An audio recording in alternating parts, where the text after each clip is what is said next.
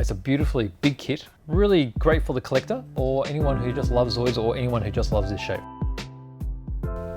Hello, this is BJ from Hearns Hobbies, and I'm going to be looking at something a little bit different. This is one of the bigger Zoids that we have here at the moment. Now, unfortunately, I'm not a Zoids expert, but it's one of my favorite looking ones because I love the big gorillas. So this is the Iron Kong Prohibition Knights version. So they've got a few different Iron Kongs. So the biggest difference mainly is recognizable with different color. So this one is the sort of mauvey reddy color.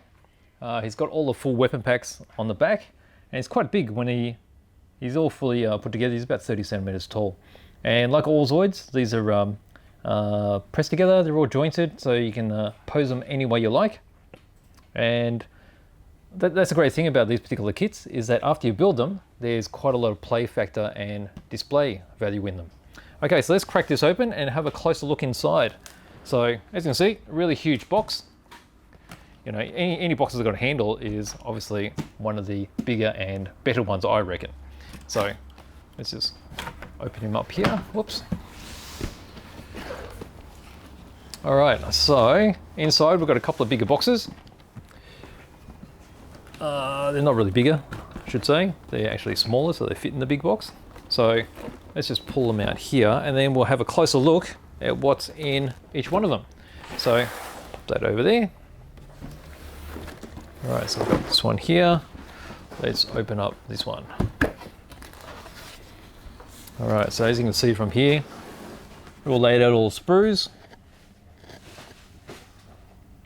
Very nice and neat. All right, let's take them out, have a closer look.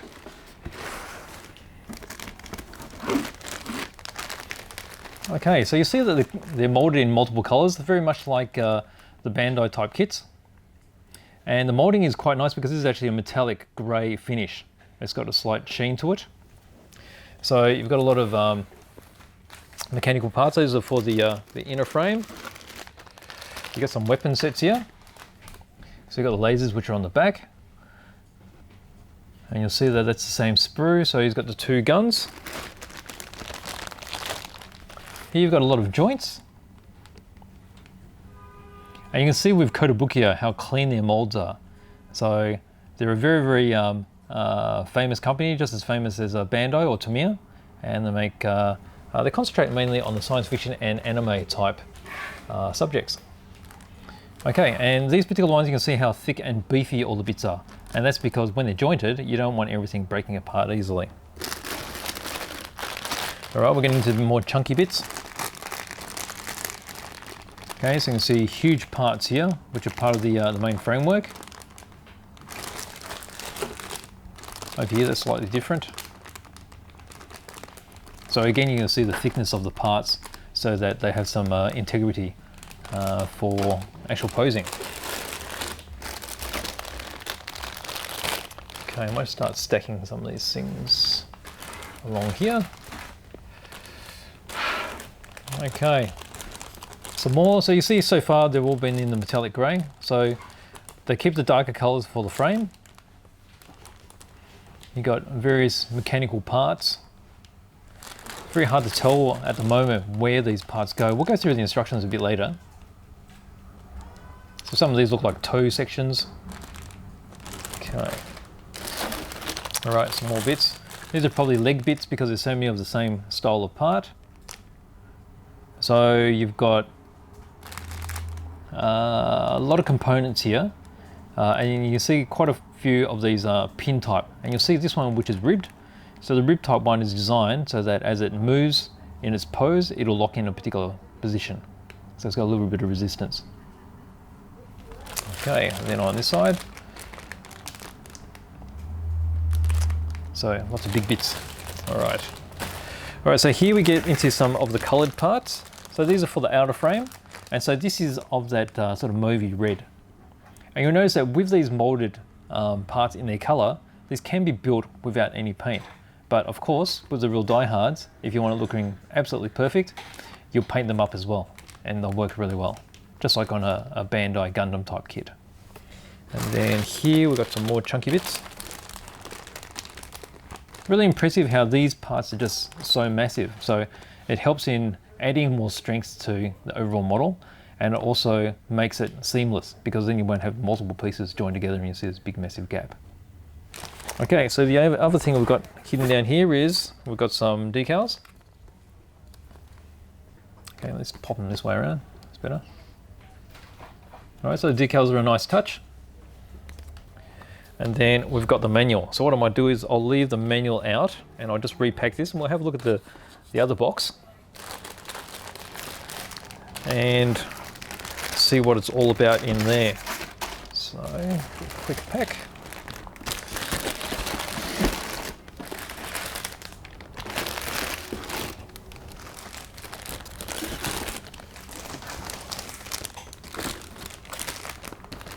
All right, so that's all. Fit nice and snug. Okay, let's have a look at this one. All right, so again, they're all stacked nice and neat.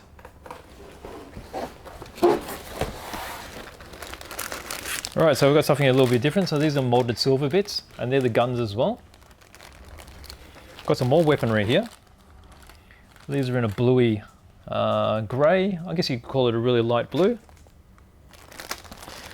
Over here you got your typical, so you've got your power ball here, which is in all Zoids. And then you've got a selection of clear parts, so you use these for the cockpits and such. So really nice transparent green. That's nice. All right, let's just move those, make a bit more room. Okay, some more metallic grey parts. So again, you've got all these for joints. So you can see these will be particular joints. You've got the holes there for pinning it together. Over here, internal framework. It's really nice, really fine lines here. You could just add some panel liner to that. That'll be nice, bring it out. All right, so over here, these are some of the joint parts. So you see that these are in a softer vinyl. So the PC parts. So these are, see how they're flexible? So these are used for joining all the components together. Similar to polycaps that you'll find in a Bandai kit. These ones are a bit more structured. So they've got locking sections to key it into place. And as you can see, there's quite a few different shapes for various parts of the model. Okay, this one we've got some slightly different coloured parts. It's nice how they're segregated the particular bag so that it keeps the part from scratching each other. Nice presentation as well. It's quite a nice contrasty, sort of like burnt orange. Okay, some more mechanical parts. These will be feet, I'd say. And you see again, you've got this pin section with the ridges in it. So it can lock into a particular point. Got a little bit of hosing.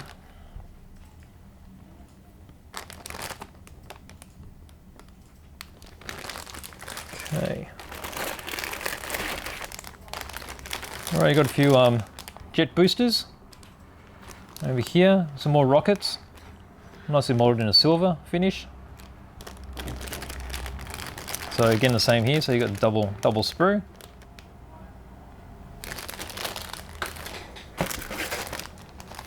All right, over here we've got some more sort of joint type parts, but these are in a more solid type plastic. You might notice that the pins here, and then these sections which will lock in together. So a very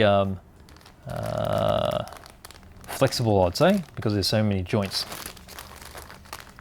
Similar thing on this side. Okay. Okay, over here we've got some parts that look like parts of a leg, I think. Could be shoulders. Really nice. I mean, they got this sort of disc brake look to them. The ventilated disc. So it could be towards the bottom of the legs, maybe. We'll check that out in a sec. Nice bit of hosing, so that's flexible hosing. Really nice touch, because that adds a little bit of the pneumatic tubes that you'll find on a, or you expect on a machine. Okay, we're getting into a lot more of the smaller joint parts. So this is starting to give you an idea of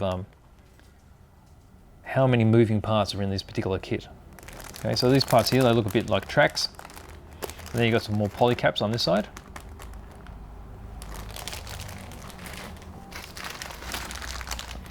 Over here, a few more detail parts, which are also mechanical. So you see these are the little caps. And they've got little ribs. And more joints here. A few little different coloured parts here. So we've got pilots. So the pilots are actually pressed together as well. So they do have a little bit of posability. So that's seated. It looks like 3 pilots there. Okay, 1, 2, 3 pilots. A few other jointy type parts. And then some detailed red parts. Oh, by the way, if you look at the size of the pilots are 72nd scale, so they're tiny. So you consider how big this Kong is. It gives you a real impression of its humongous size. Okay, some more metallic grey parts. You see the cockpit right here. And then it looks like some weaponry on the other side. Over here. Okay. And then we've got the final armour parts. So the armour parts are all in their mauvey red.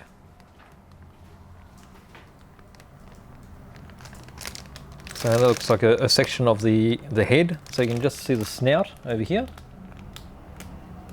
So that gives you an idea the head's like this sort of size. Alright, so you've got looks like some shoulder armour and armour for the legs. So they're all the parts, so that's pretty impressive. So let me just quickly put all this stuff back inside and then we'll go through the manual. As I'm putting it all in, you can see how many parts there are and why these particular big kits are so special. So they're not always available, so they're very limited release. And often when they come out, their production ceases fairly quickly, so you won't see these every day.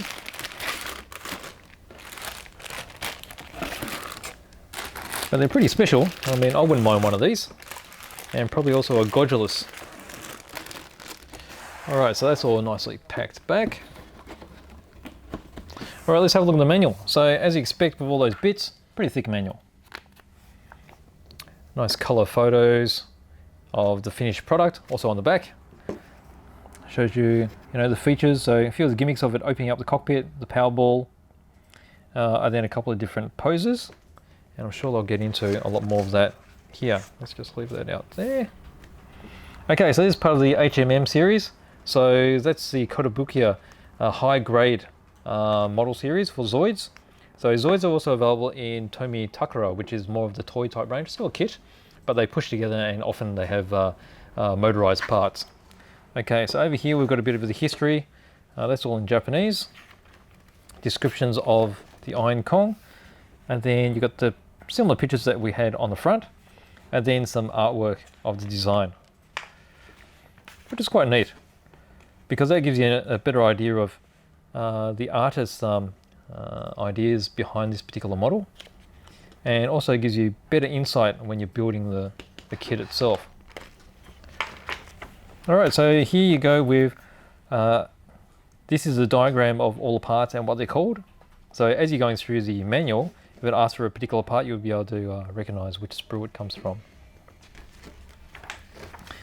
Okay, and again over here, so you've got all the smaller parts, so most of the PC parts.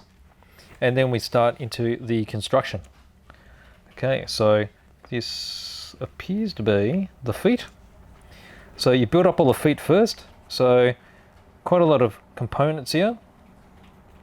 And you've got armor going on, so you can see the little toe sections here. Armor to the finished foot. Over here you start building up the main bodywork. Okay, so this is the main chassis of the torso. Back section, all the armor. You've got some of the tubing, which I showed you before, and side frames. That's armour going on.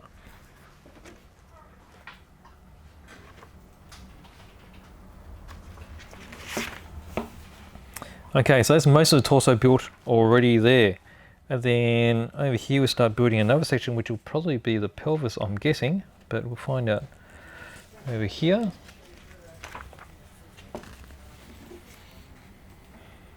Okay, continues along. Alright, so we're getting into these disc brake looking things that I saw before. And that's looking like a leg to me. Okay, it ends up being the legs. Okay, so you got shoulder components here, you got left and right. And then we start going here, which will probably be the back legs, because they've got the big feet. Okay, you got all the joints going in, see all the PC parts, they're all those soft joints. And then there's one leg, and then there's the other leg. So they're the hind legs, the really thick ones. Alright, so we've got a torso, and we got the legs done. So now, okay, so that's the leg just getting finished there. Looks like we've got some weaponry getting put together here. Alright, so there's a big, I think it's a big backpack. And then you got the rocket boosters, which is all. You got some rockets there with the fins going on.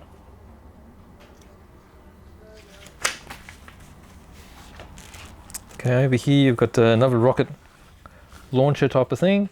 And then you've got these arms which are attached to this weapons backpack with rockets hanging off it. Lasers going on. I mean, this guy is pretty well armed. And then here's all the sub-assemblies. Okay, so you get your cockpit, you got your weapons backpack, you've got the torso, and then you've got the arms and the legs. And this is that section which had a whole lot of bits on it. So this is actually part of the ammo belt. So it's all fully jointed. So the ammo belt is all clipped together, goes onto the section there. And there's an ammo belt getting fed here onto the various weaponry. And then we've got some final weapons going on here. There's a big massive laser gun. And then some kind of rocket type propeller with a gun on it. And he's all loaded up, he looks pretty mean. That's the head going up to get into the cockpit. And then you've got some more drawings from the artist. I missed a page here. Okay, then it's talking about all the individual parts of the Kong and the full weapons pack. And then you get into the painting guide. So if you want to replicate as original, then there's a painting guide on how to get these colors. So they look like a mix of quite a few different GSI paints. So they'll show you the percentages of each one to use. And then over here, that's a decal guide of where to put all those decals I showed you before. And then we're onto the back page again. So that's really nice. So Iron Kong, so there's the Iron Kong PK. And it's a beautifully big kit, quite a rare kit, and really great for the collector or anyone who just loves Zoids or anyone who just loves this shape. So I don't know much about Zoids, but I like the shape. So this particular Kong, love the gorilla, looks really mean. It's a really big project. As you can see, there's a whole heap of parts. It's really great. So there you go.